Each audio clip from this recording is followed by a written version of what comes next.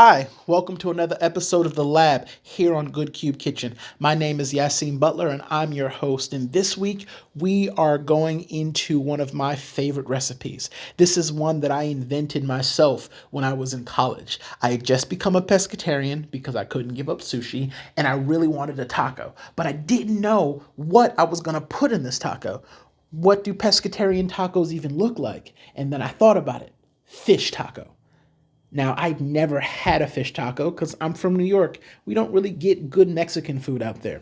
And so I had to think, what can go in this? I stopped by the fish market and I saw tuna steaks. It was the first time I'd ever seen tuna in its raw form outside of sushi. And I was like, that's it. That's going in my taco. So I combine this delightful cabbage slaw with some spicy mayo and some seared tuna, and it makes this beautiful thing. Here's how you do it. Because fresh tuna is such an understated but very specific flavor, I want to build a slaw that really helps to highlight but not overpower it. So I'm going to start with a burnt onion base. When I say a burnt onion, what I mean is a flavor that's deeper than caramelization. So cooking these onions on high with some salt, allowing that to render some of the liquid, and then continuing to cook. This is not a slow process. It's actually quite quick. It requires a lot of stirring so that you do not overcook or overburn the onions. You really want a nice char on them.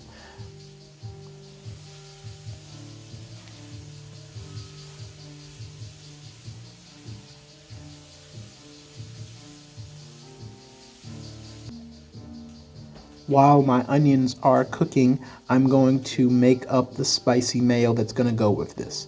It's a super simple recipe, about a 1 to 1/2 ratio. So I'm going to put about a cup of mayonnaise and about 1/2 cup of sriracha.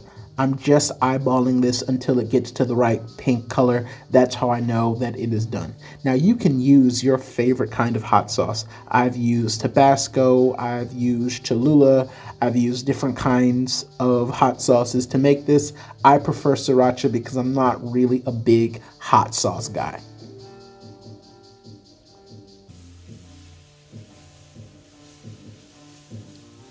Once the onions have begun to really sweat, as you can see by how much steam is being released, it's time to add over some sriracha. One of the things that I love about sriracha is that sugar is pretty high up on the list. The added sugar in sriracha is going to help these to caramelize and then burn more quickly.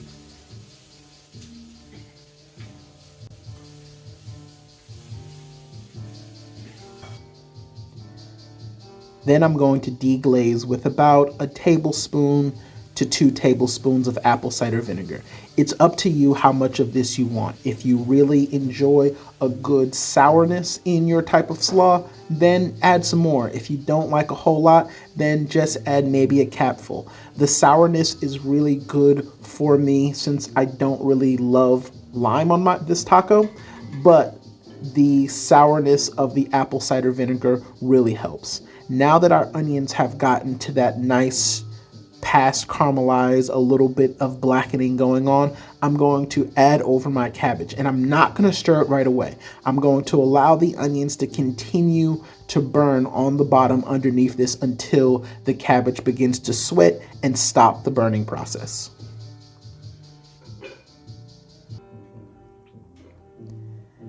Now that the cabbage has begun to sweat and is reduced in size just a little bit, I'm going to mix that so that this process is a little bit quicker. Normally, if I were in my own kitchen, I would do this entire process in a wok because it's really easy to stir fry this. But I'm not at home. I only had enough space to bring a couple of things, so I chose my cast iron instead.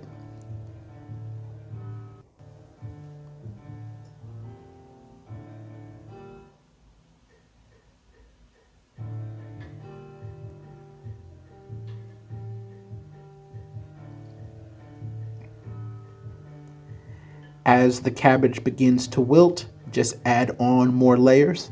And I do this in a layered process on purpose because I want some of the cabbage to remain a little bit crunchy in the final product. I don't want it all to be cooked down. So by adding this in layer by layer, I get that in my final product. As my cabbage is cooking, I'm going to pat dry all of my tuna steaks. And you want to pat them dry because you want a good caramelization on them. With this cabbage, you're going to want to stir it every 5 minutes or so. You want to make sure that you're constantly moving it around so that the cabbage on the top doesn't get underdone, but the cabbage on the bottom doesn't get overdone. You want to keep mixing. Now we're going to salt all of our tuna, and salting is extremely important. It's going to help it to render some of the excess liquid, which is going to allow it to make a nice, beautiful crust when you sear it.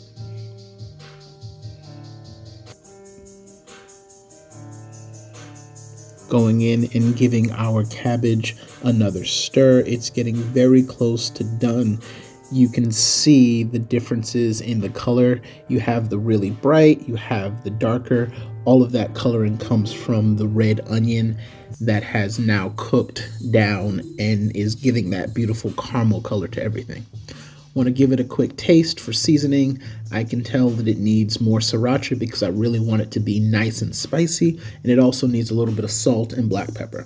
Now, just like with the spicy mayo, if you're not a fan of sriracha, you can go ahead and use any kind of hot sauce that you want.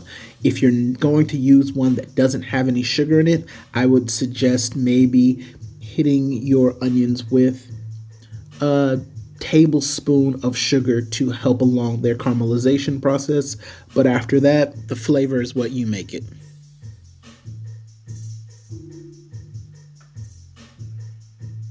At this point, your cabbage is basically done. Now you're just really stirring to incorporate all of the flavors. You want that sriracha to get down to the bottom. You want that salt to get all the way through it. So go ahead and let it mix together, get all nice and happy for about another 5 minutes. After everything is really nice and married together for the last 5 minutes, then take it out of the bowl immediately. This is going to take about 20 to 25 minutes in total, and you do not want to cook it till it's all one texture. You want multiple layers of doneness. You want some overdone, which is going to add to kind of a sauce-like texture. You want some just right, and then you want some underdone so you have a little bit of a crunch and a little bit of a bite left. Now we're going to work on our tuna, and the tuna is super simple. You're just going to spread whatever kind of oil you want. You can use a neutral flavored oil, or like I'm doing, you can use some leftover bacon grease, and you're just going to put it in there and let it sear. If you are using cast iron, that's perfect because cast iron holds heat so well, it transfers heat, so this will sear the entire pound at the same time. If you're using a thinner pan or a pan that doesn't transfer and hold heat well, then maybe you want to use half of this at a time.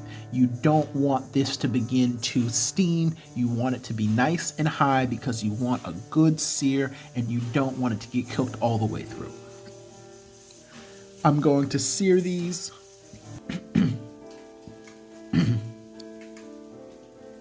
I'm going to sear these for about 1.5 minutes to 2 minutes per side max. You do not want to get that color and that gray that you're going to get all the way through. You want a nice, beautiful sear on the top, and then you want a nice, beautiful pink all the way through. That's the only way to eat fresh tuna. If you do anything else, you might as well pop open a can, throw it on top of your taco, and call it a day.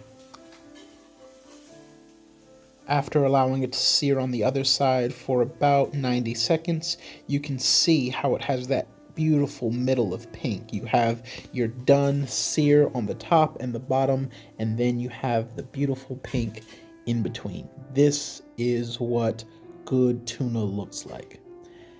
I am going to let it rest for just a couple of minutes, and then I'm going to slice into this and plate.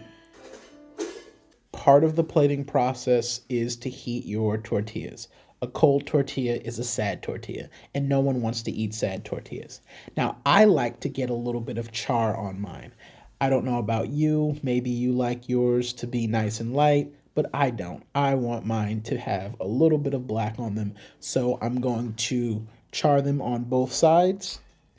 I think that that char flavor adds to this overall dish.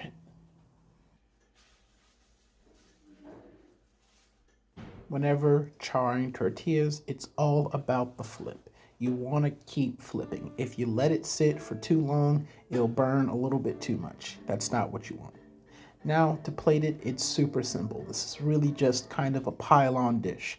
You're going to apply a nice layer of your spicy mayo to ground everything. Then you're going to pile on your cabbage. I'm hungry. I'm going to pile it on. If you don't want to pile it on, you want to go a little bit lighter for presentation purposes, fine. That's perfectly good on you. But right now, I'm hungry. I'm piling it on. Now that you have your cabbage piled on, you're going to go ahead and slice that tuna. Now, I like to slice my tuna on a bias because when you slice on the bias, it really creates these nice little trapezoids that look really pretty and professional on the plate. Slice your tuna however you want it. If you want nice long slices so that you have to put one on each, you can do that too. It's up to you how you want to slice this.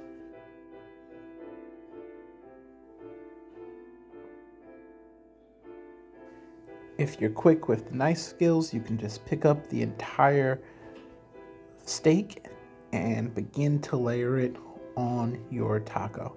I like to put about 3 pieces per taco.